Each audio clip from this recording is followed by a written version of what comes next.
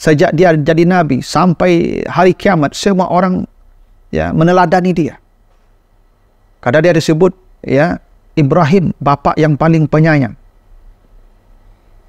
Tapi anak cucunya la yanalu ahdiz zalimin, akan ada sebagian berbuat zalim. Dan itulah yang kita lihat hari ini, bahwa sebagian anak cucu Nabi Ibrahim itu berperilaku zalim. Mengurai rahasia Al-Quran melalui makna dan mabna.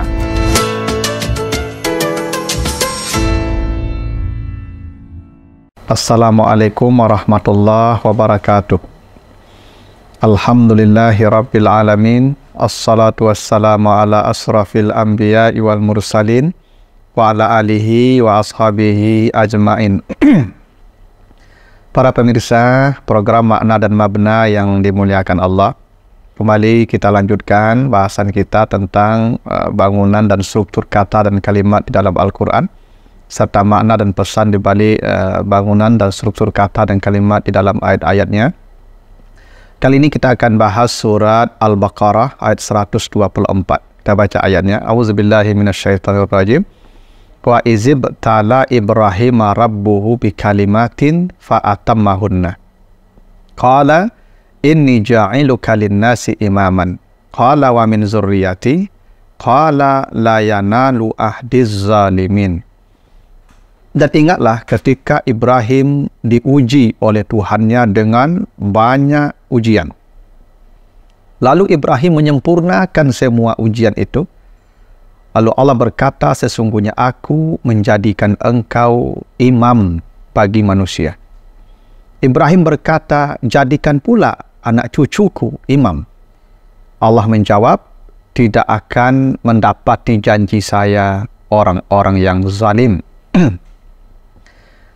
Ayat ini menjelaskan tentang Nabi Ibrahim yang ditunjuk oleh Allah sebagai imam. Imam itu diartikan pemimpin. Di dalam Al-Quran, kepemimpinan itu ada dua. Ada yang disebut khalifah, seperti Nabi Adam. Ya, wa iz qulna lil mala wa iz qala rabbuka lil malaikati inni ja'ilun fil ardi khalifah. Sama ya. Sesungguhnya aku hendak menjadikan di muka bumi khalifah. Jadi Nabi Adam disebut khalifah, pemimpin juga. Nabi Ibrahim disebut imam, pemimpin juga. Tapi ada perbedaan. Kalau khalifah itu dari kata khalaf, yang artinya bertikai, berbeda. Jadi kalau khalifah itu kepemimpinan yang di sana ada oposisi atau pertikaian. Dan biasanya khalifah diambil lewat pertikaian, lewat persaingan, kompetisi. Kalau imam didapatkan lewat ujian. Itu bedanya. Kalau khalifah, kepemimpinan duniawi, didapatkan lewat pertarungan, lewat persaingan, bahkan pembunuhan. Itu makanya malaikat dulu berkata, ketika Nabi Adam disebut khalifah, apakah engkau hendak menciptakan orang yang berbunuh-bunuhan? Kenapa? Karena jabatan atau kekuasaan dunia, kepemimpinan dunia, kadang didapatkan lewat pembunuhan, persaingan. Tapi kalau imam, kepemimpinan yang sifatnya spiritual, ya, itu didapatkan lewat ibtala, lewat ujian-ujian yang banyak. Jadi imam itu tidak pemberian, tetapi lewat uji kelayakan. Dan Ibrahim diuji dengan banyak ujian. Dan semua ujian itu dilewati dengan sempurna. Fa'atammahunna, bukan hanya diselesaikan, tapi sempurna penyelesaiannya, tanpa cacat. Dan karena itu kalau Allah berkata, engkau saya angkat jadi imam. Karena imam itu keteladanan. Dan keteladanan itu didapatkan lewat uji kelayakan. Maka, orang yang jadi imam tidak ada oposisi. Apa yang dia lakukan, orang ikut semua. Karena memang teladan. Dan ini dapatnya lewat uji kelayakan. Bukan pemberian. Bukan warisan. Itulah kenapa ketika Ibrahim berkata kepada Tuhan saat dia ditunjuk menjadi imam, Ibrahim berkata, wa min zurriyati, ya Allah, jadikan pula anak cucu saya imam. Maka Allah menjawab, la yanalu ahdiz zalimin. Imam tidak diwariskan, kata Allah. Kalau khalifah bisa diwariskan. Tapi kalau imam tidak diwariskan. Makanya Allah langsung menjawab, tidak akan mendapati dia orang-orang yang zalim. Kenapa? Karena imam hanya didapatkan lewat uji kelayakan. Dan dia benar-benar telah lulus ujian secara sempurna.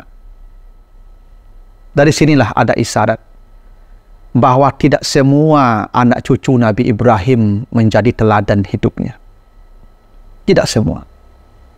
Ada anak cucu Ibrahim yang zalim. Makanya kata Allah, tidak. Walaupun engkau minta anak cucumu menjadi imam, tidak semua. Kenapa? La yanalu ahdiz zalimin, karena ada anak cucumu yang nanti menjadi zalim hidupnya. Dan itulah orang Yahudi. Yang sampai hari ini kita lihat kezaliman-kezaliman mereka. Walaupun bapak moyang mereka, Nabi Ibrahim seorang imam. Bapak moyang mereka imam teladan manusia. Manusia yang paling santun dan paling lembut. Hingga dia disebut dengan Ibrahim. Rahim kalau bahasa Arabnya. Ab itu bapak, rahim itu penyayang. Jadi Ibrahim itu artinya orang penyayang, bapak yang lembut. Tidak ada manusia yang membenci dia. Sejak dia jadi nabi sampai hari kiamat, semua orang meneladani dia. Karena dia disebut Ibrahim, bapak yang paling penyayang. Tapi anak cucunya, la yanalu ahdiz zalimin, akan ada sebagian berbuat zalim. Dan itulah yang kita lihat hari ini, bahwa sebagian anak cucu Nabi Ibrahim itu berperilaku zalim. Dan coba perhatikan redaksinya. La yanalu ahdiz zalimin, tidaklah mendapati janji saya orang-orang yang zalim. Ini struktur yang tidak wajar dan tidak normal. Karena yang normalnya adalah la yanalu az-zalimuna ahdi. Begitu. Jadi yanalu itu fi'il, kata kerja atau predikat. Az-zalimun itu subjeknya atau fa'ilnya. Ahdi maf'ulun bihnya. Tapi oleh Allah, maf'ulun bihnya jadi fa'il, jadi subjek, objeknya jadi subjek, yang objeknya, yang subjeknya jadi objek. Coba perhatikan baik-baik ya. La yanalu ahdiz zalimin. Harusnya la yanalu az-zalimuna ahdi. Jadi az-zalimu itu subjek, ahdi itu objek. Ya, az-zalimu itu fa'il, ahdi itu maf'ulun bih namanya. Tapi oleh Allah dibalik. Ahdinya jadi subjek, fa'il, az-zalimina jadi objek. Dan itu tidak biasa, tidak lazim. Tidak normal sebetulnya. Kenapa begitu Allah menyebut? Karena memang kehidupan orang Yahudi itu, kehidupan anak cucu Nabi Ibrahim yang zalim itu memang kehidupan yang tidak wajar. Kehidupan yang tidak tertata. Kehidupan yang tidak sesuai dengan aturan normal. Hidup mereka membunuh. Tidak wajar hidup mereka begitu. Hidup mereka merampas. Tidak wajar hidup mereka begitu. Hidup mereka memakan, meminum darah manusia. Karena lewat riba. Itulah mereka. Sebagaimana tidak teraturnya struktur kalimat la yanalu ahdiz zalimin. Karena yang sesuai dengan aturan itu adalah la yanalu az-zalimuna ahdi. Begitu dahsyatnya orang-orang Yahudi. Anak cucu Nabi Ibrahim yang dulu dimintakan jadi teladan hidupnya, kata Allah, tidak. Ada sebagian anak cucumu yang zalim, yang kezaliman mereka sangat di luar batas yang normal. Sebagaimana tidak wajarnya kalimat la yanalu ahdiz zalimin. Itulah yang kita lihat hari ini, janji Allah. Ketika Nabi Ibrahim ditunjuk jadi imam bagi manusia. Jadi tidak semua anak cucu Nabi Ibrahim itu menjadi orang baik. Dan Allah sudah menjanjikan itu, dan kita hanya mendapati janji-janji Allah.